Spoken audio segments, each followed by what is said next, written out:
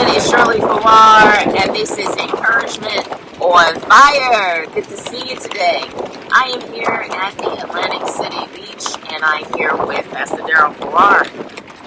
So we are sitting here, and all of a sudden, Pastor and I started getting into a conversation, and I had to do a segment for Encouragement on Fire today. You know, we're always talking about defeating cancer, sickness, and disease.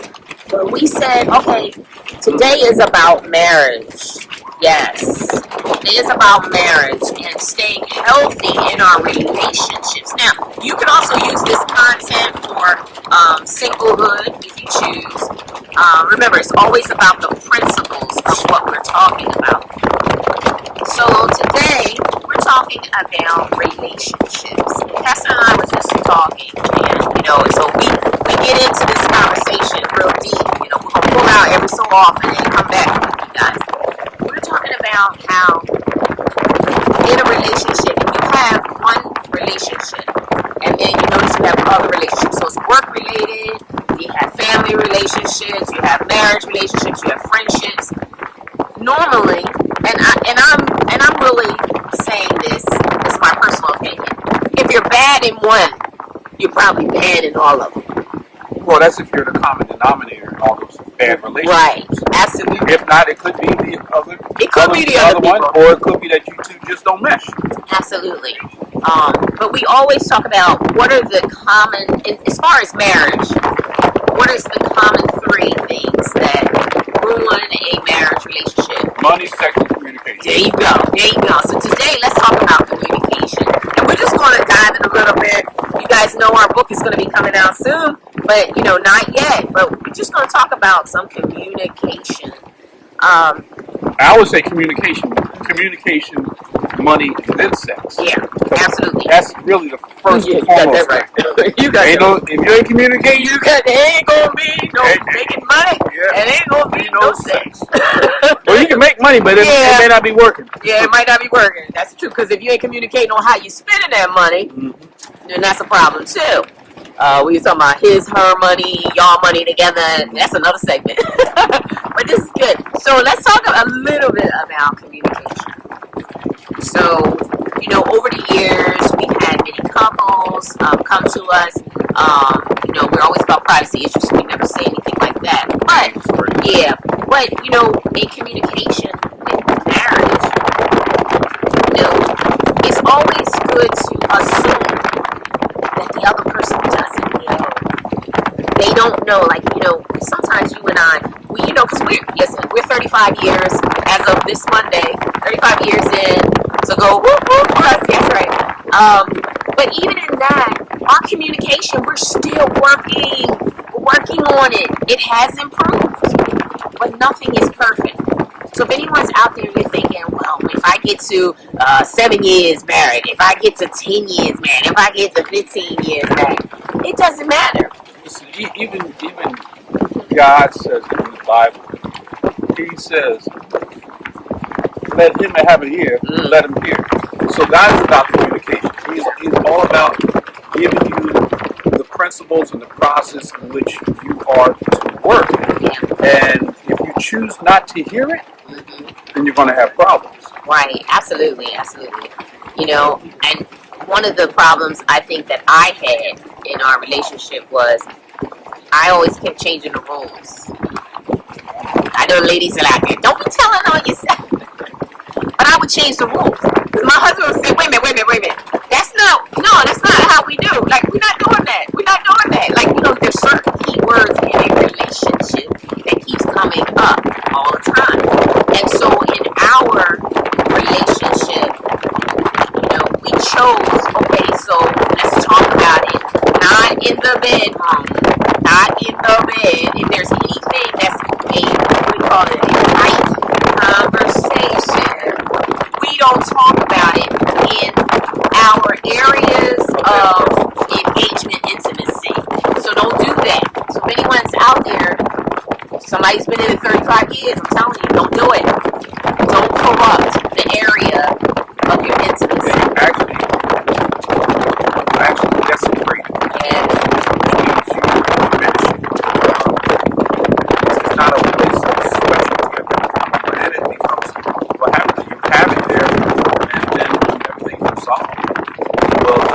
the remembrance of it is still there. It's like stained it. And although it's not as prevalent, but the stain is there, and somewhere in the back of your mind will play out. She said, this is what she said, and this is what we were talking about, this is what he said, or this is what he did. And so it kind of, it desecrates it. It makes it a bad place to be when you're ready. Time to be intimate, time to come together. So it's better off that you come to nowadays that you table it. So you go to a table. That's right. Kitchen table, dining room table, a breakfast table. I don't care if it's a breakfast table, but you put it in a place where you both can lay all your cards down, face up, and be open and honest as much as you can without hurting each other's feelings. And learning how you want them to understand your feelings. It's almost like when, because I always look at our lives as we are God's children, constantly growing. So look at it that way. So when you have your children, there was always that corner when the child was bad. So you're going over there in the corner, and I want you to think. I want you to reflect. You know those good parents. I want you to reflect on what you've done. We're going to have a conversation about this. Think about it. We all, and a lot of times people discipline their children differently. Try not to. We try to make sure we grab them and we love them and we hug them. Okay? Remember, generations, we learn and we grow. So it's the same thing with marriage. We reflect. We talk about why did I react that way? Right? And and one of the things you had said, you said that don't go and desecrate the area of sanctity where you have the intimacy. And women, I know you're thinking, you're out there, you're saying, well, my husband, it doesn't matter because he just wants sex. He's just fine. No. Men have emotions just like we do. Now, we sometimes go a little above and beyond in that emotional, what we do. What's it? Emotion works. But men are extremely emotional. They just show it differently than us. And when, women, we always talk about, people, I always heard people, especially in like the counseling, the advisement, people always talk about when a woman shuts down. Well, what about when a man shuts down? Think about that. We always talk, it's always sometimes in the counseling, it's always like it's one-sided. Oh, well, the woman shuts down, that's it, man. Well, men shut down too every day. It's just that men are more restrained with their emotions. Men will hide it. It doesn't mean that they don't have it. They hide it. And they try to think the analytical side. Sometimes the analytical side gets in trouble. You've got to have a proper balance. The problem is on both sides don't have balance with it either. So they don't understand. It's like, for those of you that are around here, in this part of Jersey, there's Channel 6, there's Channel 3. They're two TV stations. They're both on the TV, but you put the two of them together, they're saying two different things. And so the men can be on Channel 6, the women can be on Channel 3. They gotta find the same channel so they can communicate. That's what we always say. You have to fight fair. And when we say fight, we don't mean fight. We mean fight for your marriage.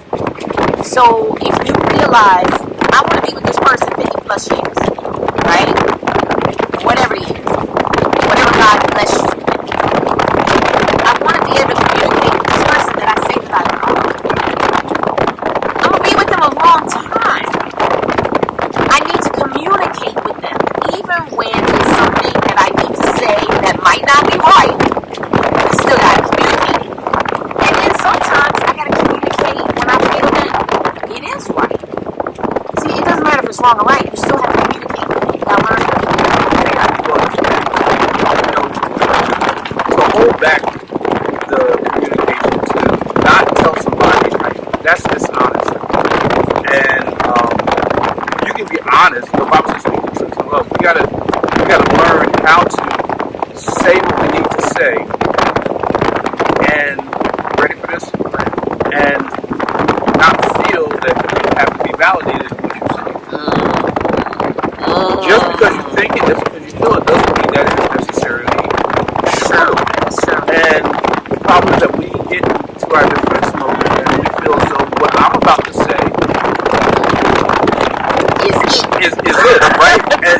doesn't necessarily mean that it is, that it is the way it really is. Right. It could be the way you feel. Doesn't necessarily mean it's the truth. Right. And so you gotta learn to discern what to say, and the other biggest part is how to say it, because you can say something and it can be the truth, it can be right, it can come out brash and wrong. It's going to take you down another rabbit hole. Yes.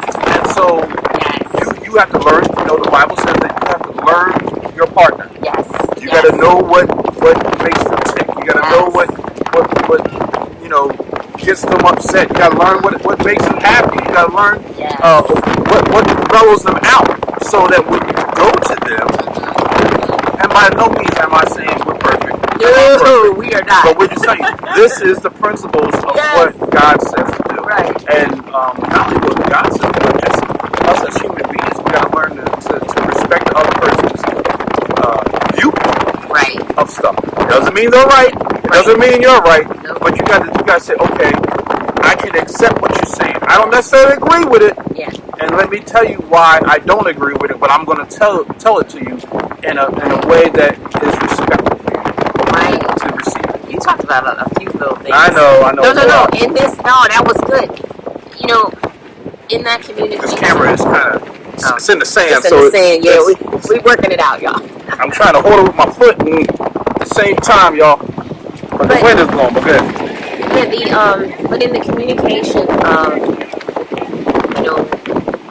fighting fair, making sure that the two of you, if you're in the beginning of your marriage and you're learning each other, that's why we always emphasize take that first year off from ministry, take the first year off from life, from organization, everything. Just you got to go to work. You got to live and survive. But you're still learning each other. And one of the things that we implemented, which we thank God for our Reverend Mac and Sister Betty years ago, telling us about, you must invest in your relationship. Just like anything else, if you're unwilling to invest in a relationship, it's never going to mature. It's like and how can you learn someone? You learn about them in the house. Somebody you learn about them.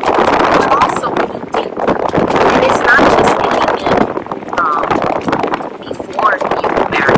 It's after, because it takes, let's say, 2 years to really learn some things about someone. That's the more important, because absolutely.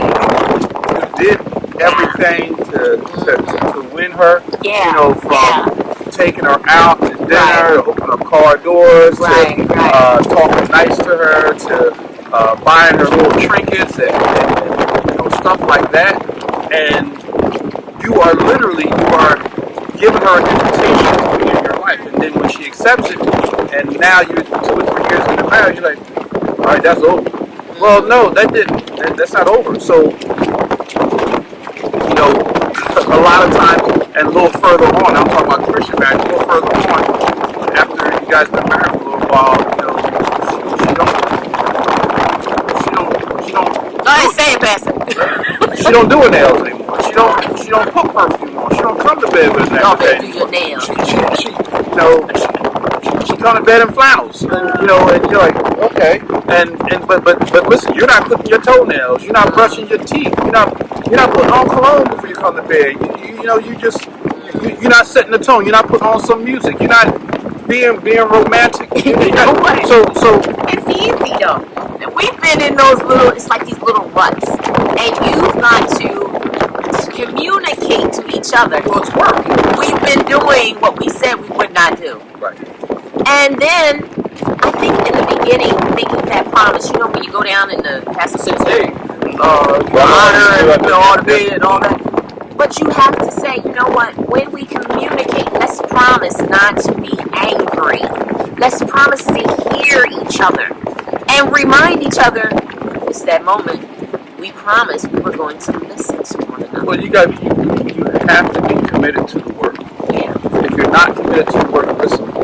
Don't get married. The halfway stuff. Like I got to do this again. Yeah. Listen, if you wanted to work, then you got to do the work. If you wanted to continue the way it's continuing, then don't do the work. Yeah. And you'll see the fruit of it. very quickly. We always say marriage is not for the weak. Y'all heard me. Marriage is not for the weak. Right. And there's a reason, because of the purpose of marriage. Why are you getting married? There's a purpose behind it. And a lot of times I hear, people say, oh, because I just wanted to not be alone. There's more to it. That's not the reason. There is more to that. Because you're going to be alone while being in that marriage. Yep. There's going to be seasons. And so you need to learn how to be alone, even when you're not alone. I know that went over to my head, but seriously, you need to understand that you're okay by yourself, and you can live your life with or without that person, but you choose to share your life. So when you get married, you choose to release your individuality for a common purpose. We're gonna grow old together. We're gonna do some things together, some concepts. We're gonna birth some children. We're gonna buy or build a house. We're gonna buy cars. We're gonna have dogs build and cats, businesses, and whatever it is. yes. So adventure. What you're saying is that I'm releasing my individuality in order for us to come together to do something that no other couple has done, whether it's been replicated or not. And sometimes it's just, I just want to have a peaceful life with someone. Right. It's that simple. Yeah, right. Like the simple things of life. I just don't want drama. I just want someone who gets me and who wants to be with me. Yep. And that's all I want. I don't want anything else. That's it. And guess what? There's someone out there for you that says, you know what? I want the exact same thing. You be on like a beach like this, and that's all you'll do. Right. Reading books, because that's all you want, and that's okay too. And the marriage life is a roller coaster. You go up and down, up and down, up and down, up and down. But the thing is that you don't get off the roller coaster. You just say, okay, sometimes you're gonna have to hold me down because this is really irritating my stomach, and sometimes I'm gonna have to hold your hair back because I think you're gonna get sick. So it's about going through it together and knowing that all the ups and downs, I'm with you. Come feast or famine, high or low, good or bad, life or death. I'm gonna go through this with you. I may not like it all the time, but I'm committed to the work. One of the things that I love about our relationship, when we started to figure out, some of the things that work for us, our rules, we started figuring out, okay, we do this, but we don't do that. We do this, no, don't do that. Don't do that. We started to figure it out. Some of those things, if we had actually communicated earlier, there would have been more years of peace. Yeah, but I think that comes with the maturing process of the marriage. Not maturing of us individuals, maturing of the marriage, because there are things that, and I know I'm going to open another can of worms here, but we come into a marriage with different expectations, and some of them aren't set. But you think, well, this person knows me, and they would do this because they know me. And so but you're still learning each other. Right. So when they're not communicating, when they're not expressed, you go through the trials and tribulations thinking, well, you know me. You know I wouldn't do that. You know I wouldn't say that. Do you? So all that comes in the process of time of maturing and understanding who you are, because I don't care how old you are when you get married. You don't know you until you get married, because it's different you when you get married. Because all the stuff that you used to do, be selfish and like, I'm gonna buy this for me and I'm gonna take care of me and I'm gonna do that. I'm gonna do that. No, it's a whole new you, because there's another individual that you have to take into account now. That's true. That's true. That's good. That's good. Yeah. So I mean, that's good. Before we got married, I used to take care of me. I used to do what I wanted to do, when I wanted to do it, spend my money the way I wanted to spend it, and if I didn't want to spend it, I didn't have to do it, because I'm a person that I can be alone in a minute, heartbeat, not talk to anybody, not talk to anyone, and I'm cool. Ain't nothing wrong with me. I'm just being me. Even now. That's what he was. Right. That's what he But was. no, but now I have to pick and choose when it is because I'm totally different. She's the opposite. I'm a daddy's girl. I'm a mama's girl. And she's going to talk. I'm going to talk. And I'm just going to sit there and listen. That's right. And see, these are things about each other we had to learn. And I can't spend my money like I used to. But he loves to spend his money on his family. Right. And so that's another. You learn that quick. Like, I love spending money on y'all. I love spending money on. So it's one of those things that you probably didn't know you were that person until you started doing it. No, I knew I was that person. I knew you were always a giver. Right. I knew I liked not. taking care of people and helping. Well, I shouldn't say take care, but helping people. Yeah. It so happens that it becomes more intimate when it's my family. Yeah. So that I would heap all types of things on my kids when they were growing up. But so that has always been a part of me. So for me to do that now with the family was an easy thing because I've always wanted the people that were close to me to have the best or be in a position where they can get the best. See, these are conversations. These are communication. Just what you just said about how do we spend money. When we spend money, how do we teach our children to appreciate? You understand? Like all of these are conversations that you should not just assume because remember, he comes from a different household. I come from a different household. So we communicate. In my household, this is what we've done. In your household, this is what you've done. Okay, well, I like some of those things, but I'm not on board with some of that. See, then we table it. We figure out what works for our family. And listen, even if children aren't involved and it's just the two of you, how does that work for our family? Because, and some of you could be remarried or whatever, that worked for that relationship. You didn't have to do that for that relationship. But this relationship is different. And so tabling it, talking about every single thing, and it's not tedious, it is growth. It is fun. It is figuring it out. And we communicate best because if we communicate, we're unstoppable.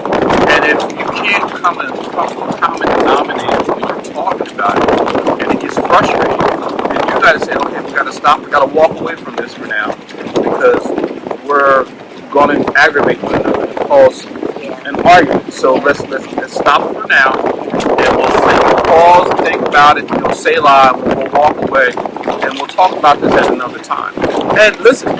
And make a date and time to talk about it. Don't let it just fester and be in your mind and say, well, if I don't talk about it, she ain't gonna never know. And we ain't gotta go back. No, you gotta make a date and time to come back to it to get an agreement with it. Because otherwise, if you just let it keep going the way it's going, it's gonna reappear and it's gonna be an argument. It's gonna be bigger than what it was. And every couple has a time frame.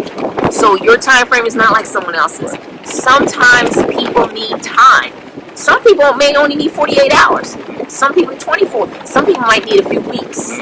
You need to learn your person because certain conversations, it's just different. And you'll learn that as you keep moving forward. But you got to push through those situations. But we always say, you got to have the right people around the table. So who are helping you. Right. So one of your big words is self-efficacy. So in those scenarios, we got to learn, okay, am I helping this process? What is my hang-ups? Why does she feel the way she feels? Why do I feel the way I feel? And am I helping the issue or am I hindering it? Right. And if I'm hindering, so now I got to look at myself and say, what is my hang-ups? Why do I feel the way I feel? Because if I feel this way about this, how many more issues and things do I have that's hidden that I didn't know about, or maybe I did know about, I've never revealed it, that I don't know about, that I'm bringing, and it's always going to be, and it may come out in some heightened conversations you have. Here's the question that she may say. I'm saying her. I'm just saying any woman with a male. How come every time I say this, you do this? So that's something that you have to take back to your corner and say, okay, why does she keep saying that? Why? Because it's something that you continually, habitually do. So you got to find out, why do I do that? Yeah. And if I do it, where did I get it from? Right. And how to work on it. We should always be reflecting on, okay, that person in this relationship that I am in, how are they perceiving what is happening? Right. And also, this is what's happening in my mind, based on my love language, based on his love language. Where are we and all of that? We'll talk about that another time. But we're getting ready to end. But as you can see, Pastor Darryl and I, we're talking this. We're talking about Christian marriages, and we're talking about people of faith. So always make sure God is the foundation of everything you're doing. He just now showed you different scripture throughout this entire 20-some minutes that we were talking. And anytime you're in a situation that you can't get through, remember, people at your table, who's at your table, that are qualified to help you in your marriage. And I say they're qualified. In addition to that, what scriptures align with what you're going through? And how can you stand on the Word of God? How can you pray for your spouse? That's a constant. You must be praying for your spouse and praying with your spouse every day. That's a requirement. Every day you should be praying together. Every day you should be praying for them. So and not against them. And not against them. So we're getting ready to end. But we're getting ready to do part 2. Yeah, we're going to get ready to do part 2. But thank you, Pastor Darryl, giving you this information and giving the Word of God. Well, we thank you guys for tuning in. Hopefully the next time you tune in, we're going to be doing part 2 about some type of communication in marriage, okay? I'm Shirley Farrar, and this has been Encouragement Fire. I'll talk to you soon. Bye-bye.